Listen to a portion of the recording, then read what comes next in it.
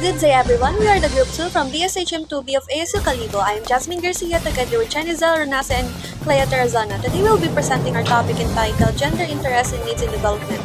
Our topic discusses the difference between gender interests and gender needs, particularly practical and strategic gender needs, and how policies, especially the Philippines, respond to these needs. At the end of this presentation, we aim to identify the difference between gender interests and gender needs, explain practical and strategic gender needs, give example on how policies can respond to these needs, reflect our own gender needs, and our outline is gender needs, gender interests, practical gender needs, strategic gender needs, challenges in the Philippines, and the application and reform. In the topic Gender Interest and Needs in Development, this topic tells us what in the simplest form.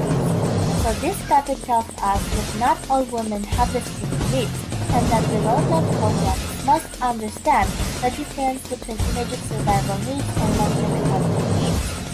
The main ideas for this are gender interest, defined by Maxim Molinos.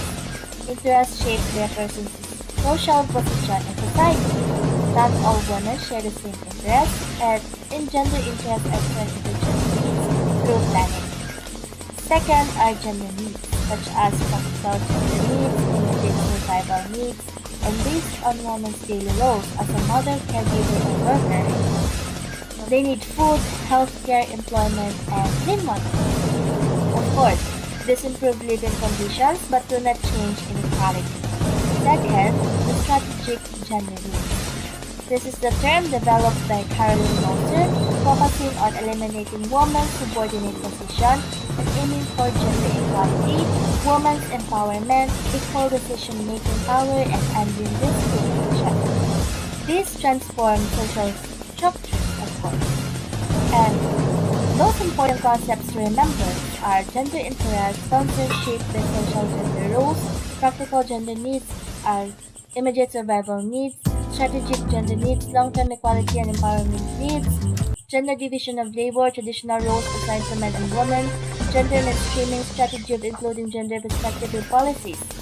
Also, important persons to understand. Caroline Moser introduced practical and strategic gender needs, Maxim Molinos defined gender needs, and Philippine policymakers behind the Magna Carta of Women, a key law promotion woman. By the way, I am Clea Tarazona. Good day everyone, I'm Chanizel, Renasa, and I'll be to discuss the topic of application and reflection of gender interests and needs reference to different concerns, priorities, and requirements of women and men based on their roles and position in society. For example, in the Philippines, the implementation of Magna Carta of Women, this law addresses protection from violence, equal opportunities and employment, political participation. However, challenges remain. Policies often show only male. The current issue in many rural areas in the Philippines is women farmers lack land ownership, women lack access to health service.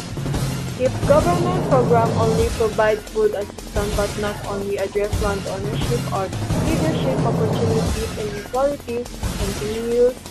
To provide solution is improve gender-sensitive education, include LGBT perspectives and policies, provide leadership training for women, encourage household responsibility, and last is strengthen implementation of gender mainstreaming.